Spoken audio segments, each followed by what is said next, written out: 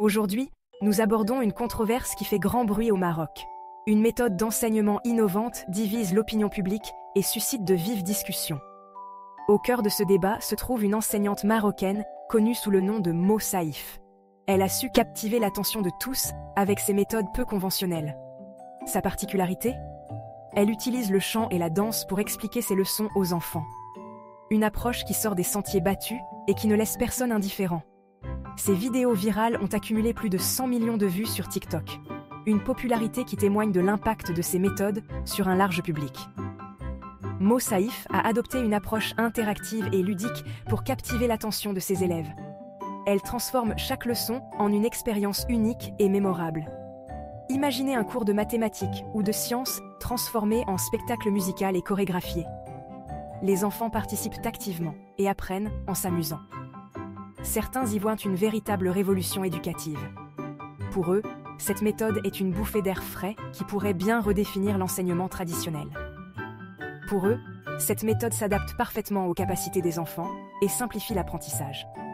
Les élèves sont plus motivés et impliqués dans leur propre éducation. Grâce à l'aspect ludique, les enfants seraient plus attentifs et retiendraient mieux les informations. Les leçons deviennent des moments de plaisir et de découverte.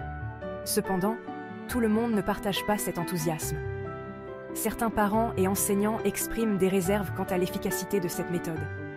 D'autres voix s'élèvent pour critiquer l'initiative de Mo Saïf, la jugeant incompatible avec les valeurs éducatives traditionnelles.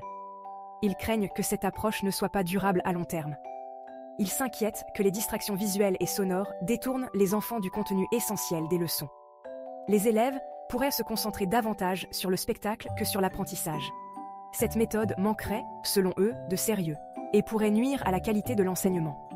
Ils prônent un retour aux méthodes plus traditionnelles et éprouvées.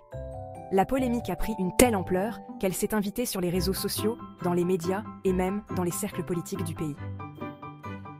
Chacun y va de son avis, souvent tranché. Les avis sont partagés et chacun s'exprime avec ferveur sur ce sujet brûlant. Les débats sont animés et les positions parfois irréconciliables. Mais qu'en est-il des principaux concernés, les enfants ? Que pensent-ils de cette méthode d'enseignement si particulière ? La plupart adorent les cours de Mo Saïf. Ils les trouvent amusants et captivants. Pour eux, apprendre devient un jeu et une aventure. Ils les trouvent amusants et captivants. Les enfants sont enthousiastes et participent activement aux leçons. Et après tout, n'est-ce pas le but de l'éducation, rendre l'apprentissage agréable et accessible à tous ? Une question qui mérite réflexion. Alors que certains appellent à une réforme du système éducatif pour y inclure des méthodes plus modernes et engageantes, d'autres restent attachés aux approches traditionnelles. Le débat est loin d'être clos. Cette controverse soulève une question cruciale. Jusqu'où peut-on aller pour rendre l'apprentissage plus attractif sans compromettre sa qualité ? Un équilibre délicat à trouver. En fin de compte, le débat autour de Mo Saïf et de sa méthode d'enseignement ne fait que commencer. Les discussions se poursuivront et les opinions continueront d'évoluer. Il appartiendra aux éducateurs, aux parents et aux décideurs de trouver le juste équilibre entre innovation et tradition. Un défi de taille pour l'avenir de l'éducation. Merci d'avoir regardé cette vidéo. Nous espérons que ce sujet vous a intéressé et vous a fait réfléchir. N'oubliez pas de vous abonner et d'activer la cloche pour ne rien manquer. À bientôt.